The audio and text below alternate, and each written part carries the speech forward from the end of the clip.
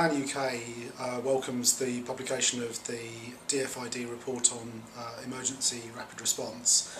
We've been closely engaged with the generation of that report through various consultation meetings. In particular, it's good in capturing the increasing complexity of the disasters environment across the world, capturing both issues like climate change right through to the difficulties of working in conflict-affected and fragile states. The report sets out a clear agenda of needing a step change, as it puts it, in the way that DFID funds and engages with humanitarian work globally. And I particularly welcome the call in the report for disasters work to be mainstreamed as a central issue in DFID's work alongside development and other work, rather than just being an adjunct as it has been for a number of years.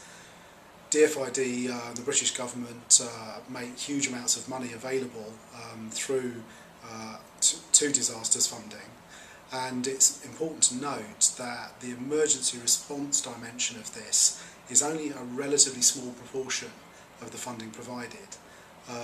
That is important because of the intensity and the loss of life that takes place so often in large-scale disasters such as Pakistan, floods, Haiti, earthquake, and many so-called forgotten crises of smaller magnitude but equal devastation.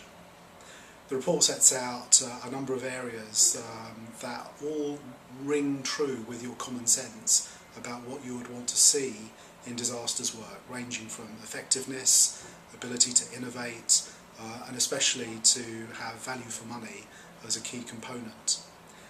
Expert practitioners in the field over many years have struggled with complex issues of ensuring how impact is measured, how accountability can be assured, and although these become almost technical subjects, it's not difficult to understand why this is a case, given the necessity to carry out disasters work in conflict-affected situations where all infrastructure has been destroyed, where governments are semi or non-effective, and that we have a real breakdown of a country or region's normal coping mechanism. DFID have a track record in encouraging innovation, trying new approaches. It's welcome to see in the report the consideration of new actors such as emerging economies like Brazil, India and China, the role of affluent states like Saudi Arabia, and new actors such as the private sector and the contribution they could make in developing new approaches and drawing resources together for humanitarian response. But I want to see more emphasis on how we actually explore the changes that are needed and how we form a consensus around getting the best out of the traditional actors and improving their response, especially the UN, but also understanding the very real operating constraints and differing concerns that, say, the private sector would have operating in highly unstable or highly difficult circumstances. And I would like to see the Minister of State instigating a very participatory process while he considers how to implement the recommendations of the report. Those that deliver disaster assistance can be broadly divided down into a number of actors. The most well known, of course, is the UN, which has an international mandate that is unique globally. But also there's a vast range of international NGOs and local NGOs who are most often at the front line of disaster assistance, whether working through local partners or by undertaking programs directly. And there's a huge amount of technical expertise among the international NGOs that the report acknowledges. The report also talks about the need for improving the effectiveness of the UN system.